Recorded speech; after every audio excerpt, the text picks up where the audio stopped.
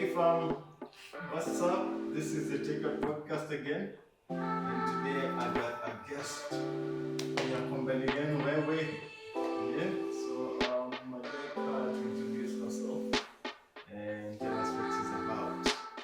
Yo, tell us. Interesting. So my name is Reee, R-E-E, that's a nickname though. My ID name, we'll ask my parents, but my ID name is Rinah. I like to say Rinah the cooking oil, the sunflower oil. It's easier, it sticks. Yeah, but Rinah is my name, but I prefer R-E-E, yes. So where does that short form name come from? Or the sunflower thing come from? Oh no, sunflower. There's Rinah cooking oil in the market, so it's easier.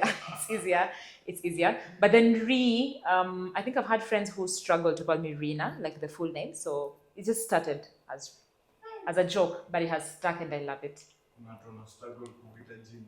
Kuna watu tu wana preference. Da. And I can relate because my name is Larry. Wow. And you must be a big brand now. You must be happy to be associated with Larry Mado. But you need to match up. You need to match up. Yes, you need to. Pole. But no pressure. No pressure. Yes. To say, they call me Rari. Rari. Okay. They only shove my name. Why do they shove your name? People from the mountain. What working again? That's a joke. A dark one. Yeah. Yo, yeah. So I don't know if you know about the 7 years of influence, do you? What do you think? Yes, I do. Yeah, so help me name them. Wow, unataka kunirusha deep end. Man. But anyway, let's try. So there's religion, there's family, there is business, there's media, there is governance, kwa kina Githinji. There is arts and entertainment. I've named 7, right? Named 7. Yes. Oh, economics. Yes, business.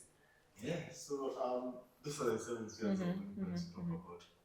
And I can assure you that will never end. That's a topic that will never end. And I'm very specific about them. I'm hoping that we can enter into them. Nakumbuka vile tulikuwa tunasema occupy. Wewe occupy, lakini si ile occupy state house. Si ile state house. Until occupy until I come. Yeah, occupy until I come. And here, occupying without just saying I'm waiting to be a member of parliament, or I'm waiting to be you occupy wherever you are, regardless. You occupy wherever you are. And I think media and arts are very profound for me. That's true. Easier for me. So interesting. I know you're in the media space. But media nowadays is broad. Media is broad. But the goal is one. I think the goal is to change mindsets and all that. That's true. It's an agenda setting area. So they set agendas for us, like to feel a certain way, to provoke a certain feeling. Yeah, but that's besides the point. So tell me about how you like media or your understanding of it. Wow. I'd say media has buying power. I'd say that. It can either make or break. Yeah. I think in layman's language, that's what I'd say. Yeah, it has buying power. It can either make or break. Break perceptions, attitudes of people, how people view and believe things. Yeah, that's it. Yeah. Interesting. Yeah. Like when you were younger, what was the first interaction you had with media? Wow, you're taking me back.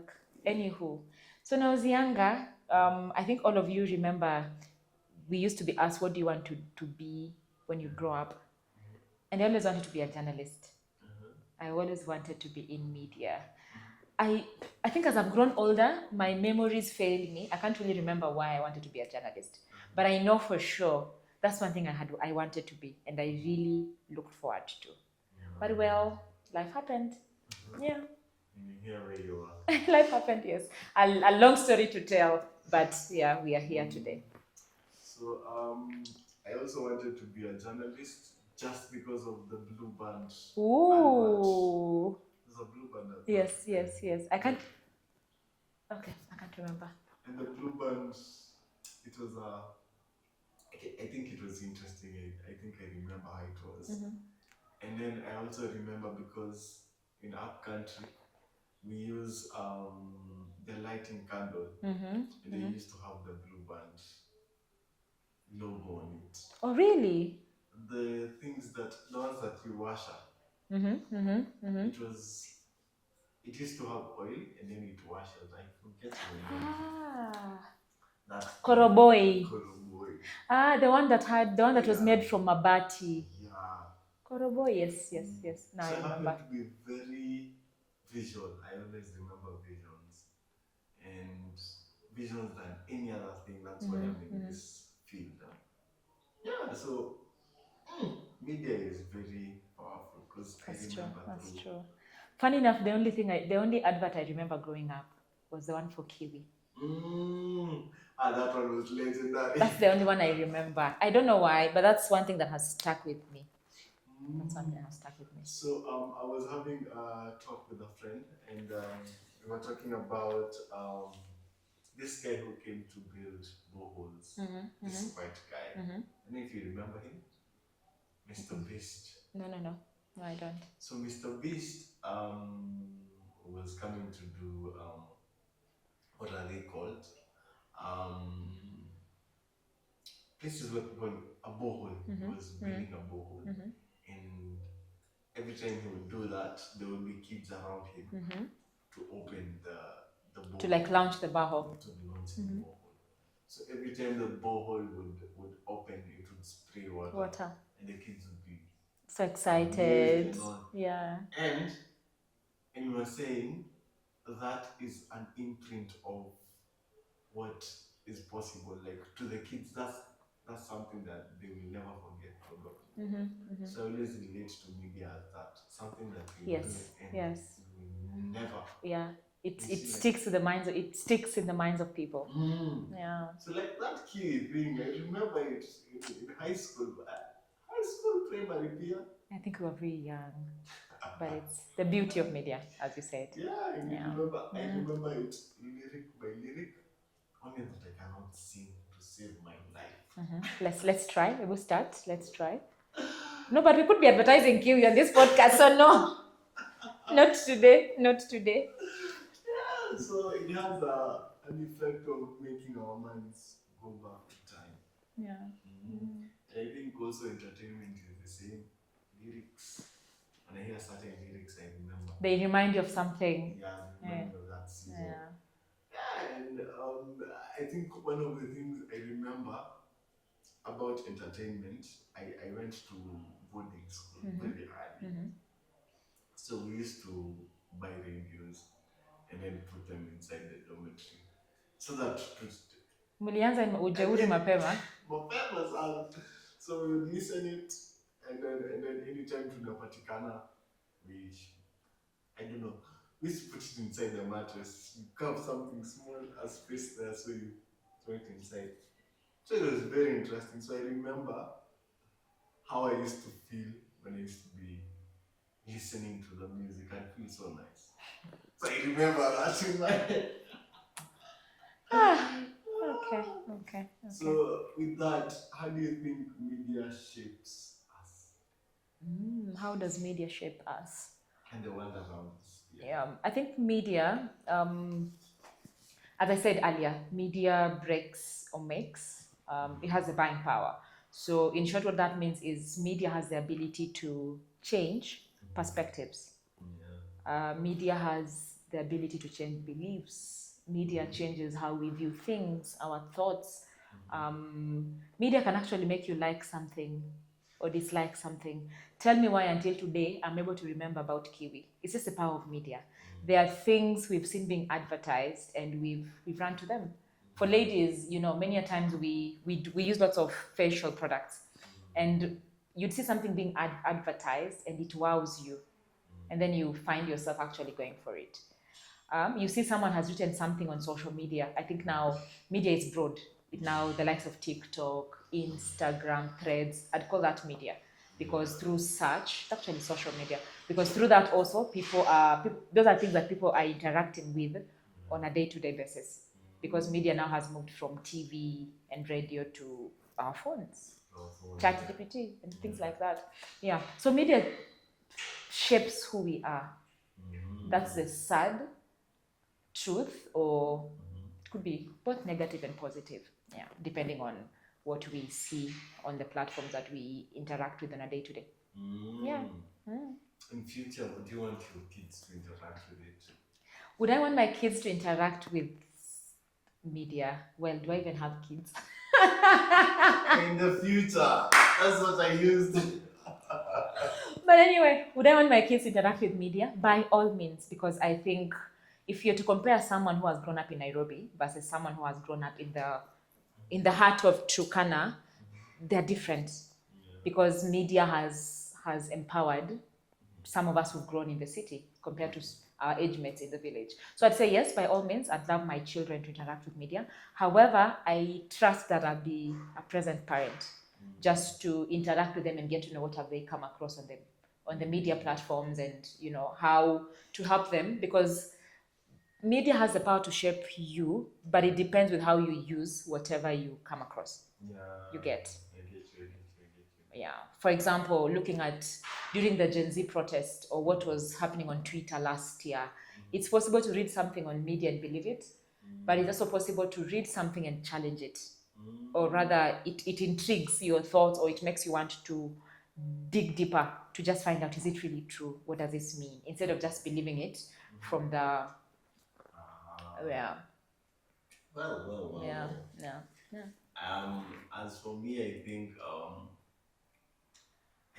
watchdog manenos is very important for me, because I think most of the things I watched when I was younger, when I interact with them now, I'm like, I know what was that. So like, although during our times the media was clean, nowadays. Well, do you think it was clean? It was. I don't think so. It didn't have this gay manenos and all that. Oh, in terms of morality, maybe. But in terms of clean, we may need to define what clean is. Clean, you mean abuses and all that? No, in terms of that's what I'm saying. If you're defining clean based on morality, I think the media was a bit clean. Yeah. But looking at media nowadays, there's even political interest. So I don't think that's clean. Which I think even back then, media still had political interest. Yeah. And I think for me, it's because they were supported. Were they doing it?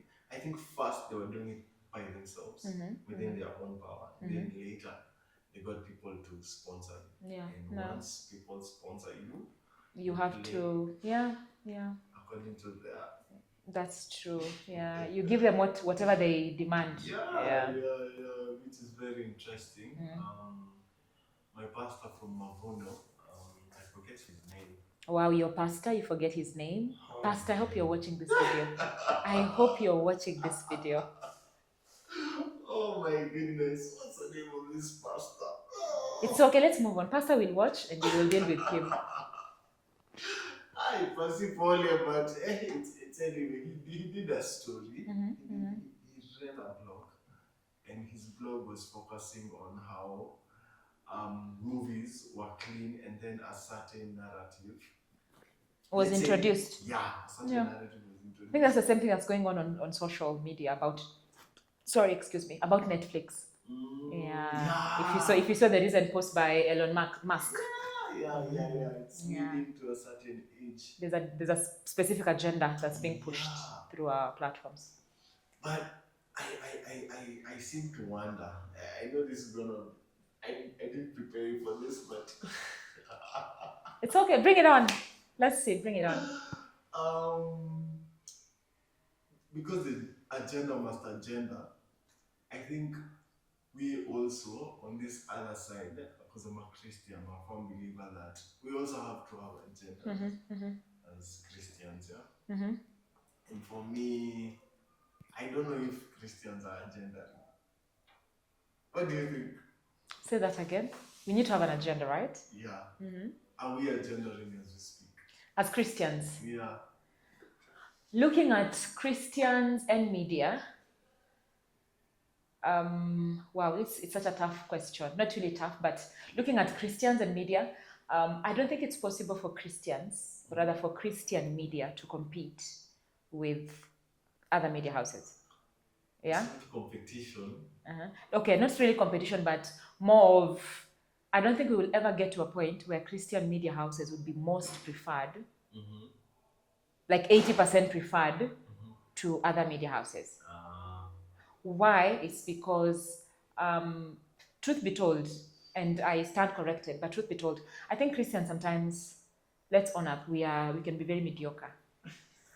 Yeah, you'd be in church spaces, you'd be in media houses that are run by Christians, and there's an abuse of grace.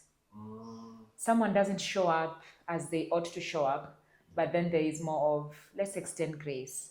What would Jesus do?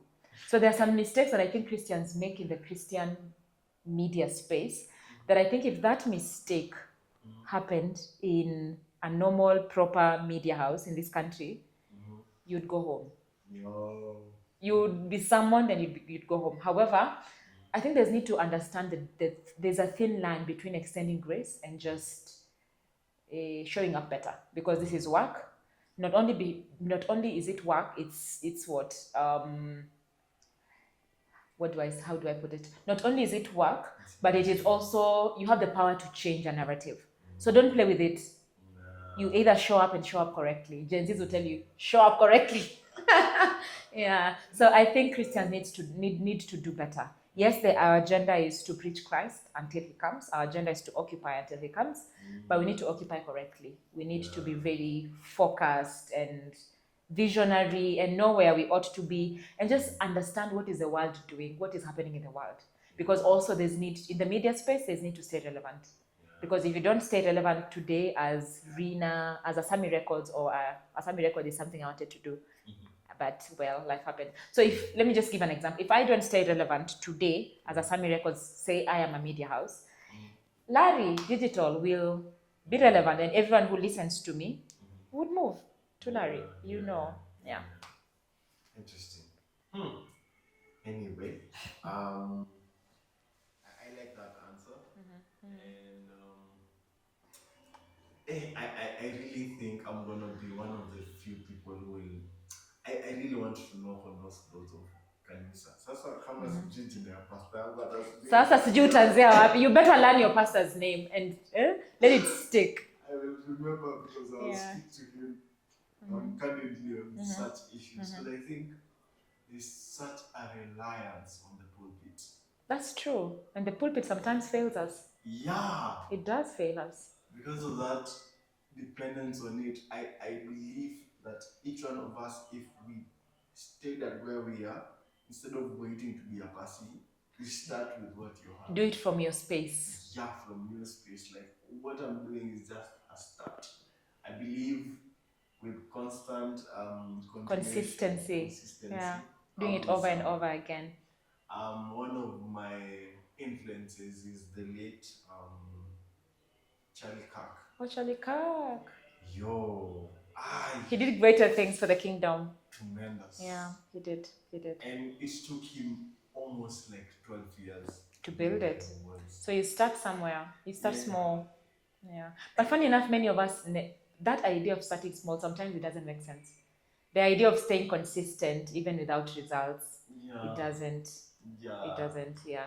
I'd wait for that opportunity to be on the pulpit than start from my Instagram page. Yeah. Start from the blogs I write. You get. Yeah. Last week I went through an event and they were talking about the education system, and they talked about what you've talked about just now, a programming effect of outside is better than home. Yeah. And I connected with that so badly. I was like, what? If you look at history books, we studied more about people from outside than inside. And when you learn from people from inside, they were not as real as they should be. Very sobering. An agenda. Where? Yeah. The agenda must agenda. It must agenda. It has to. It has to. Yeah. So media doesn't report. It frames stories. How do you think media influences the moral, the cultural standard of our society? I feel like you are igniting some part of me that has been under the carpet for a while. However, I'm trying to remember. I don't know if you've seen some cartoons. I wish I had one of them. But you've seen some images of cartoons of things that have happened in the past in our government, and they try to portray people in a different way. I did a course last year on gender, and these are some of the things that I got to learn. That sometimes the media, of course, I'm female, so I'll tend to speak more about my gender. The media would tend to. There's a way media portrays women, especially matters politics. So you'd find cartoons that are portraying women as objects or women as things that can be used. I don't know what that means to you, but That's such a whole discussion, yes, on gender communication, etc. in the media space. However, I think media shapes how we think. If today, I don't mention any media house to be specific, but if today media A that is well known and well embraced in this country says something, trust me, we will believe it. We will believe it and we will run with it. If they say it's not true, we will again believe it. You get? So I think that's how media shapes how we think. Today, let me just use an example of the discussion recently between Alex Mwakideu and Robert Burale. Oh no! You get? We don't know the story behind what happened. We don't know the nitty-gritties or the relationship between Burale and Alex Mwakideu's wife. But trust you me, because we had Mwakideu speak, we will tend to believe more of what he said.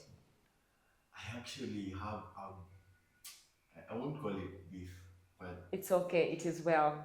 It is well. I really did not understand that. And also, as an informed person, I mean, these things are not plug and play ati unakuja tu unasema kitu unasema. Okay, the general population will listen, but for us who question things, we're like, Exactly. But then you see, not everyone questions. That's the sad truth. Not everyone questions. Not everyone has the time. People will see it, they will repost. People will see a post on Twitter. It will make sense to them. They will not think further. They will just retweet, repost, copy, paste on status, etc. We've had things on social media. Again, if I may use the recent example of people on social media saying the late Right Honorable Rao has passed away. And until the government came out, not really the government, but people in the government came out and started saying he's okay, it was so easy to believe that he's actually passed away. Yeah. So media can, if not used correctly, it can spread rumors. Yeah. It can bring out a certain perception based on whatever agenda they need to agenda. Yeah. Interesting. On the Wakideo story. Story for another day. Yeah, story for another day. I was looking at the comment section. People believe him more. You get? People are now. So I feel like with that Mwakideu story, he's given out a certain perception about Burale. Which could be true, which could not be true. But then sad thing about media is when harm has been done, it takes a lot of work to undo it. Because it has been done. Yeah. Noma sana. Noma si noma. Fire si fire. Fire si fire. I pray I never get there because no way. Yeah. And this is what someone is surviving on, and then you're able to that is so. Tell me why. I think just looking at the power of media and how it tells stories. Tell me why today in our generation there are bloggers who are actually paid to push certain agendas. That alone explains to you the power in media. Someone is paid and their day to day They wake up, breathe, think, how do I push this agenda on Twitter? Although I have, I have a few thoughts on that, and I'm like, why is it? You know, if I know that you're communicating like that, already you're wrong, or you're doing it wrong. It Your should morale, be yeah. seamless. The moment I notice that you're doing it, you have failed. I think for me those bloggers have failed. But it's a job. No, Now the that's funny what thing I'm is, saying. look at it this way: the people who do things for money. I'm doing this because I'm good at it, and I need my money paid. I need my bills rather paid. There's someone else who will do it because they are good at it, and even if their bills are not paid, that's their purpose. They will please God. They will serve humanity with what God has entrusted to them. But not we don't all share the same morals, values, etc. etc. People are different. People, just a matter of choices, I guess. Yeah. I feel like it should be seamless. I shouldn't see a gap.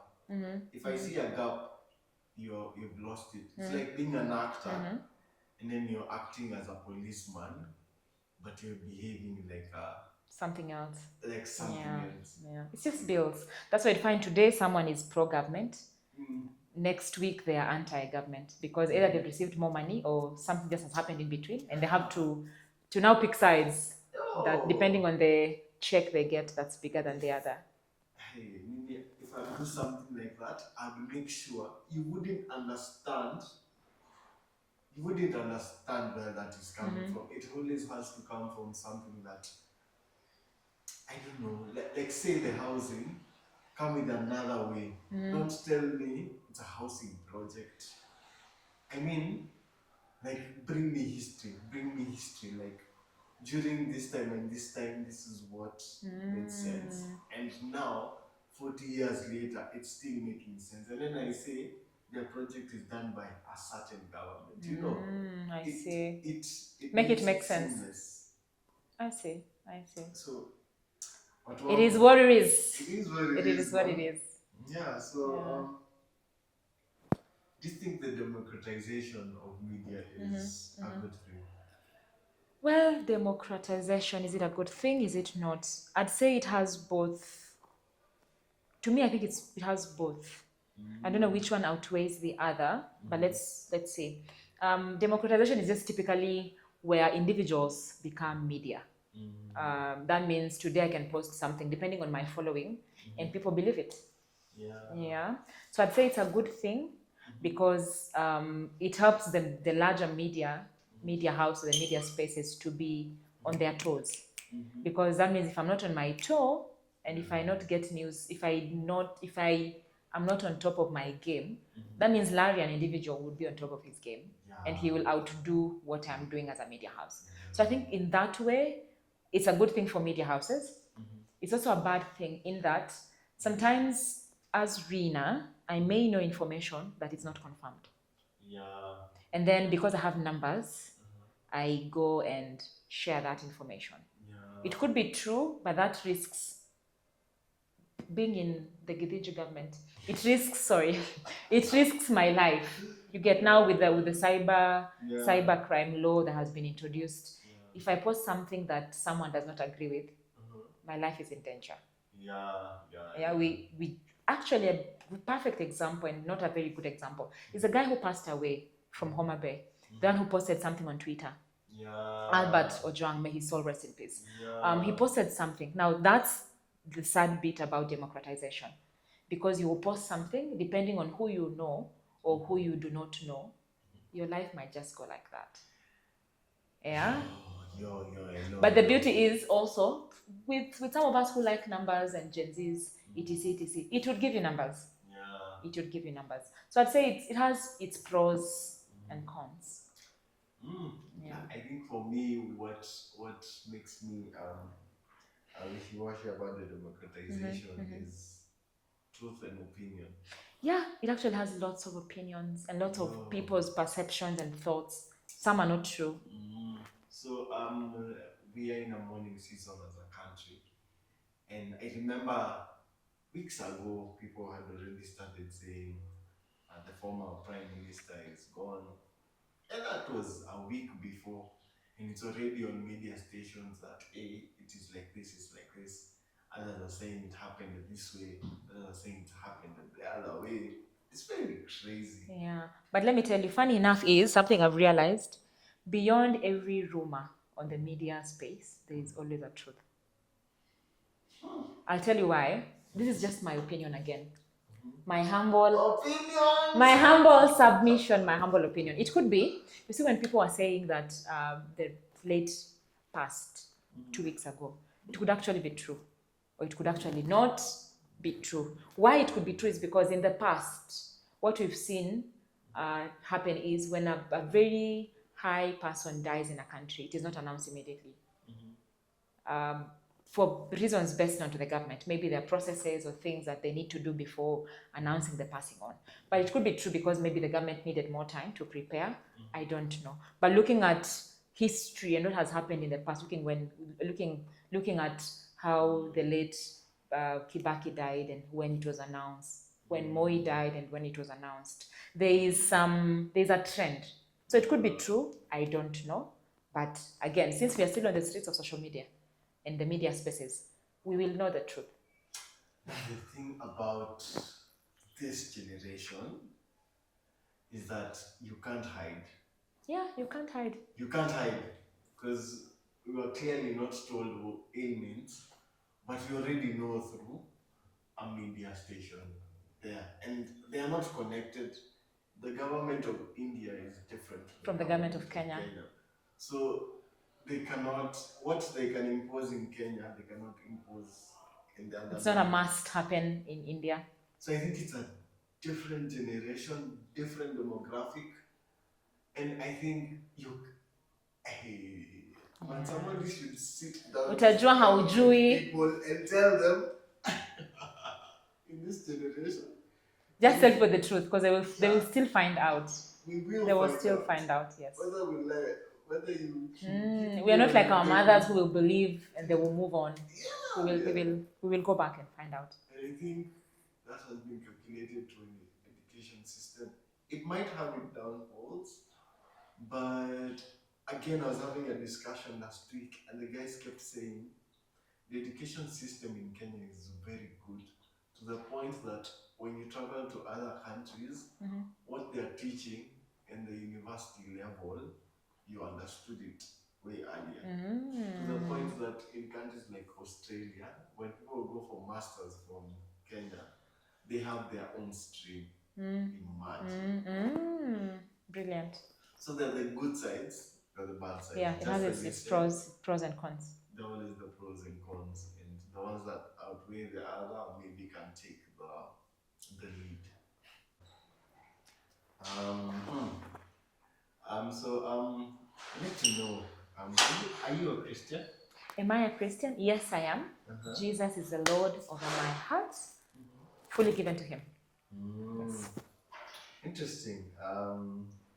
Should we say it's interesting? Well, that's how it's supposed to be. That's up to you. Up to you. That's how it's supposed to be. And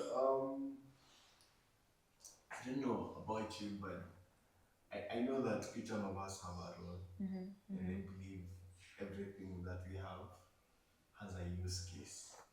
Like has the reason why it exists. And so I think definitely we are to serve God. But beyond serving God, I believe He put us here for a specific role or outcome. And whether we like it or not, however far we run away from it, God will find His ways of bringing us back to where we were supposed to be. And in that light, I believe media is a use case. In this world, as you said, media is an opinion creator. It shapes mindsets and all that. And as Christians, how do you think we should engage with media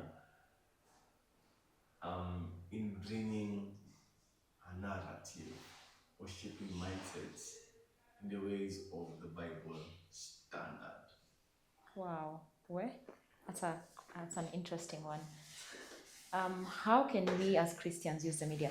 I'd say something I have observed about Christians. It doesn't have to be every Christian, but I think Christian needs to be more truthful and authentic. Like, show up correctly. I don't know if that makes sense, but just show up as you are. Don't try to build an opinion that is not true about yourself. If you're someone in the media space as a Christian, I'd say like live. This thing is hard to explain, but I'd say if you're A, show up like A. Don't try to put a B into your A because you're not B, you're A. And then having been in the media space, I'd say bad news, negative news sells. And so it's given that sometimes you will do right things and positive things, but it will not sell as much as this negative one will sell. So I think that's something that we need to make peace with. People like stories like that are, say for example today, if I was speaking about sex and just maybe, okay, another perfect example, talk about what's his name, this guy who does BNN, talk about Edgar Obare, right? And talk about my pastor, Pastor Ambrose Nyangao. If you put a video of Pastor Ambrose Nyangao, as much as people love him, if you put a video of Pastor Ambrose Nyangao on Instagram, him preaching the gospel, versus a video of Edgar Obare on BNN talking about how Rinah has messed up with Larry, people will follow this story of Edgar more than this gospel. That's the truth. And that's the truth. So I think let's not try to change who we are for the sake of numbers. Media has numbers. And trust you me, you will do anything. You're likely to do anything to get numbers. But be more grounded on who you are and the end goal. Preach Christ more. Make him known more. You might not get the numbers, but trust you me, with what Christ has entrusted to you, winning just one soul is enough. You don't have to have 100 people follow you. Maybe your purpose is just to win this one soul versus the 2,100 people. Yeah. So understand the main reason the gospel is not popular as compared to what Edgar Obare is popular for. So stick to your purpose, understand why you're doing what you're doing, understand who has sent you, and that's God. And winning that one person for Christ is more bigger and better than conforming to what you're not, just for the sake of numbers. Yeah. Interesting. You said that, and I remembered we're talking about masks. I'm one of them. Maybe I'd. You put on masks as well. I can't see one on you. I put on masks, but a bit structured in a way that I don't want to ban. It's like a kuchoma for a community of Christians, because they will watatoa hizo watakuombea, you know, and there will be a certain mindset about you, and I don't know if it's practical, because I feel like having a mask really is camouflage. Yeah, it's camouflage actually. But in the real sense, if you're placed in a place where you speak your mind, I actually speak my mind, but sometimes it's like you choose where to speak your mind. I choose where to speak. It's not embraced everywhere. And who to speak my mind to, because the ones kusema umsi ati anasemanga ameokoka wapi na vitu anaongea ni, you know, they're different. Yeah, so like I just would like that narrative to change, the camouflage. I think I'm so open. I'm an open book, but pia I really measure, because utaenda useme kitu mahali, that will be your brand forever. I guess the guy who had... But it's okay. That's how humans we are. We, like, regardless of what you do, people will always frame you. People will always brand you, and that's okay. It's human. Yeah, we shouldn't care more about. Well, it's important to care how we show up. We should show up better, But I think we do not have control over what people think about us. We don't. Watu watoe mask. Mimi nishatoa. Ukweli nishasemwa. Where is your mask? Well, do I have masks? That's something I need to think through on whether I do. But I think everyone does. Yeah, everyone does in one way or the other. Interesting. Means you had already talked about what I wanted to ask about the mainstream media and the Christian media. But again, I think, my opinion, as I said earlier, there's an over-reliance on the pulpit.